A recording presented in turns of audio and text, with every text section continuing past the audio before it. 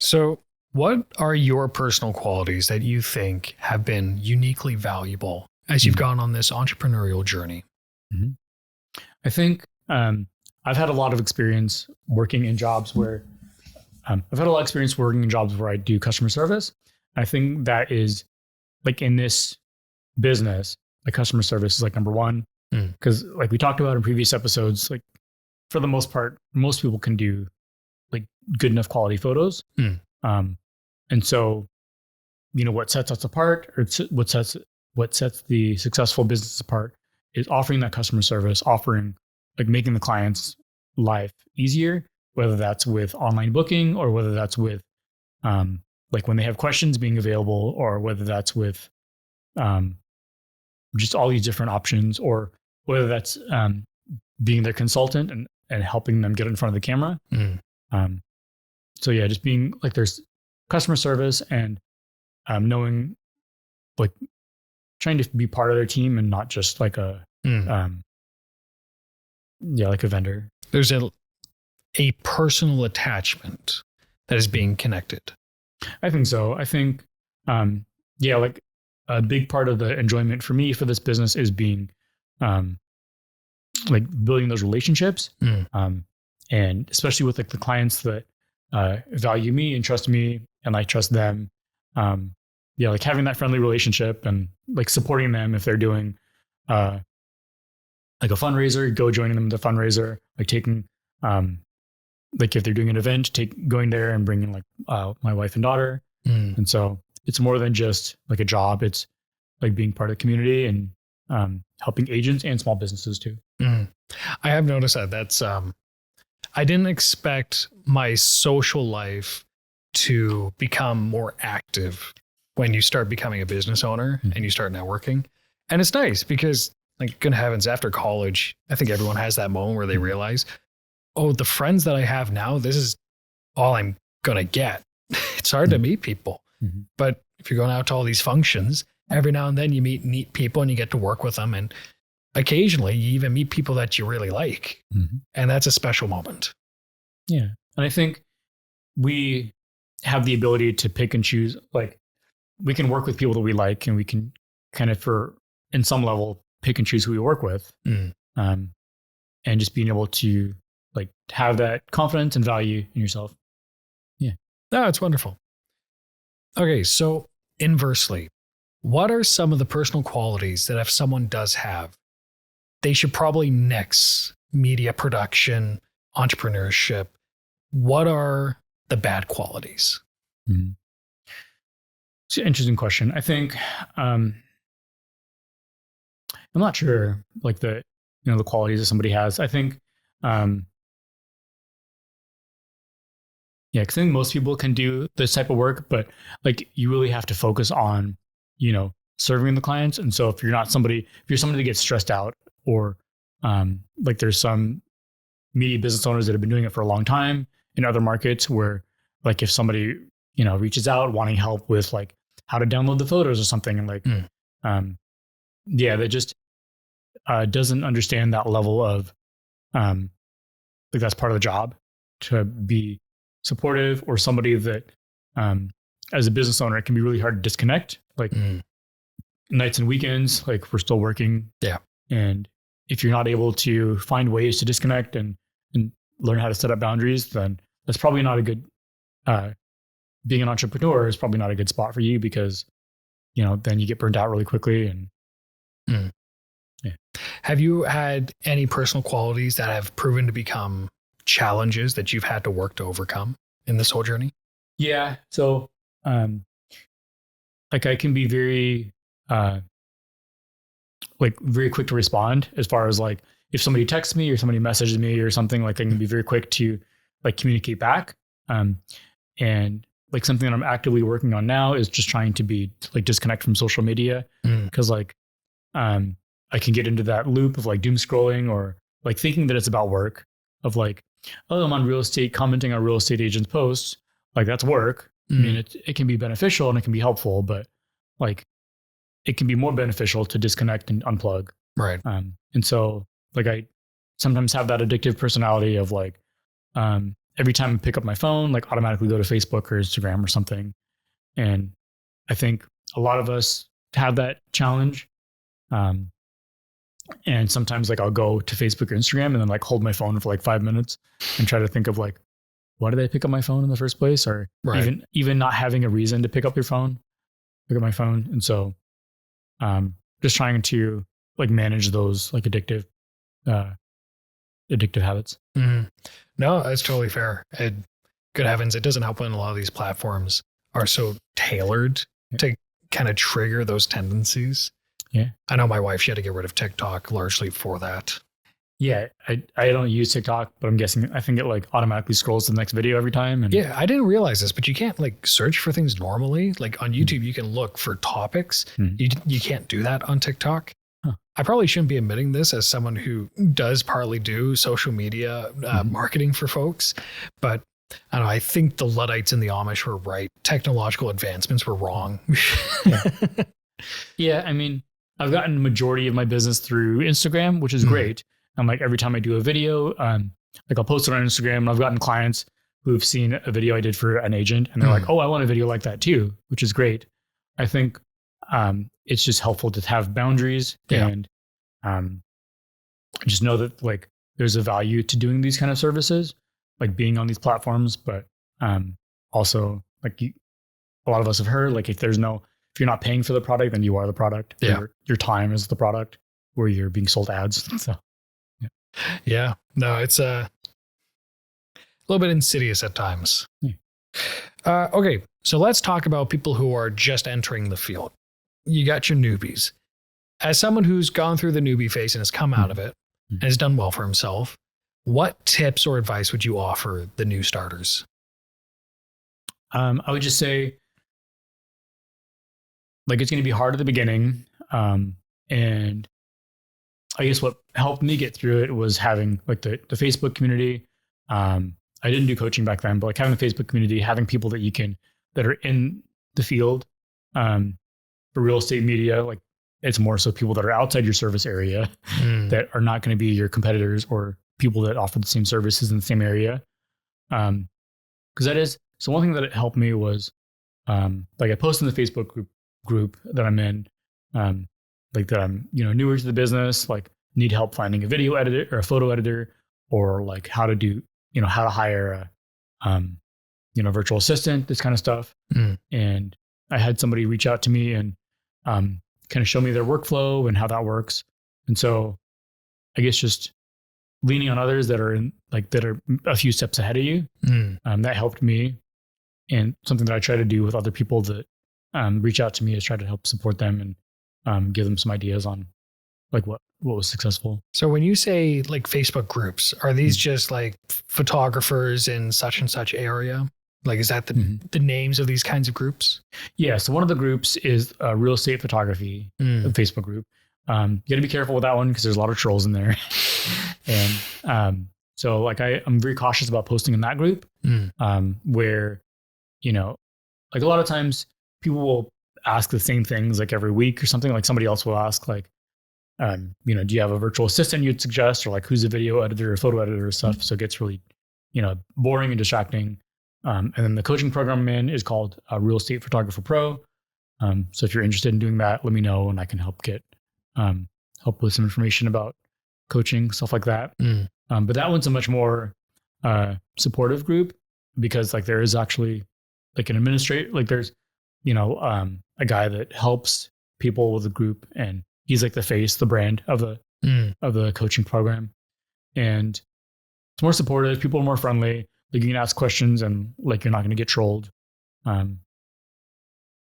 So yeah, that's where I've asked a lot of questions. Sometimes it's been helpful. Sometimes it just kind of gets, like hidden or whatever. But that's been a large part of my success and just kind of seeing the wins of other people and like how I can, if that would fit in with my plan or not. No, of course. So continuing on with that, we've also talked about how you would, every now and then you pay for a course. What are some of the tools, programs, trainings that you've received in addition to these groups that have proved really valuable to you? Yeah. So the first one was like the Real Estate Photographer Pro. At that time, they offered a course. Now they offer coaching, which is kind of their course with people helping them. So I subscribed to that. A couple other ones. One that I got was it's called like Full-Time Filmmaker, and so that one helped me understand how to make videos. And so something I'm still working on learning is more like lighting and stuff like that. I think you can spend decades learning how to do that and still not do great. Oh gosh, yeah. And still have room to learn. Full-Time Filmmaker. I bought like the masterclass subscription. Masterclass is like the one that has like all these famous people teach you stuff. Right. I've learned stuff on, I guess the one that I recently watched all the way through was the guy that did like video blogging and stuff. Is that the New Yorker guy that's always got the sunglasses? The guy is like MKHD or something, but like he's the guy that does like video logging, and that like I went to that specifically to learn kind of lighting and and stuff. So, and over time, like I've bought other courses as well, and just sometimes I make it through them. I really try hard to, but just understanding like their, we don't know what we don't know. Like we know there's going to be gaps, and just trying to continue learning. Otherwise, you just stay in one place. Yeah, that's I remember when we opened up our studio here, I had a moment because it was a series of wonderful happenstances that gave us this opportunity. But then when we opened, I realized that I got to learn how to do my job now. And it's always a fun moment for every business owner to have, where some of us have that wonderful privilege to learn a field for like 10 years, then you go independent. Others, they don't have that same privilege. And it's a bumpy road that follows. It's a good road if you're able to keep your head above water, but it is amazing, that experience of the more you learn, the more you realize you don't know. And it's just utterly humbling. Yeah. I mean, it's crazy. Like, I guess the first thing to know, like the first thing to start off with is like, if you're going to have a business, get a business license. And then I forget where I heard it, but like before you do anything, like make sure you get a business bank account, business checking, like credit card, stuff like that. So you separate your business to personal. Yep. That would be like as a newbie, that would be like the very first thing that you'd want to do. I mean, maybe take side jobs and like stuff on Venmo or PayPal to see if you want to do it. But from there, like set yourself up for success. I mean, get QuickBooks or whatever you need. Track your miles if you're driving. Like for us, I drive a lot. So I drove, I don't know, like 15,000, 20,000 miles last year. We put 20,000 miles on one of our cars, our main car last year. So you do, track your mileage, all that kind of stuff. Yeah. Yeah. No, it's, we thankfully had a person tell us to set up our bank accounts early and to make sure that they were always divided. And we followed just about all their coaching, except for we weren't super strict with the mileage. Instead, we just kept all the receipts because we were just going to give that back to the IRS when the day came. But the IRS still wants your mile logs. Yep. And so I had to go back for a year looking through my calendar and pulling out every single time I left the office. I had to do that all manually in one sitting, and that sucked. Yeah. Yeah. I mean, QuickBooks has their mileage, like mileage within QuickBooks. So instead of having to get like another app, but then you still have to go in and like mark, like, is this business or personal? Yeah. And like, if you can do that in a good, like a weekly cadence or whatever, that's great. Or you could do like me and do it like once every 3 or 6 months and try to remember, or like I use Google Maps, like the timeline, and I'll like check that too. But yeah. No, again, school of hard knocks. It's what happens when you start your own business. Yeah. And like, it's okay to, I think like last year, my focus was just on getting clients so I can make enough money. Like this year, one of my focuses is trying to like fill in the gaps. Like I redesigned my website, so now it looks better. I have a lot more photos and media to put on there, which makes sense.